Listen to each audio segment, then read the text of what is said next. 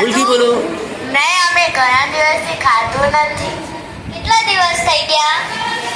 4 દિવસ. તમને 5 દિવસ.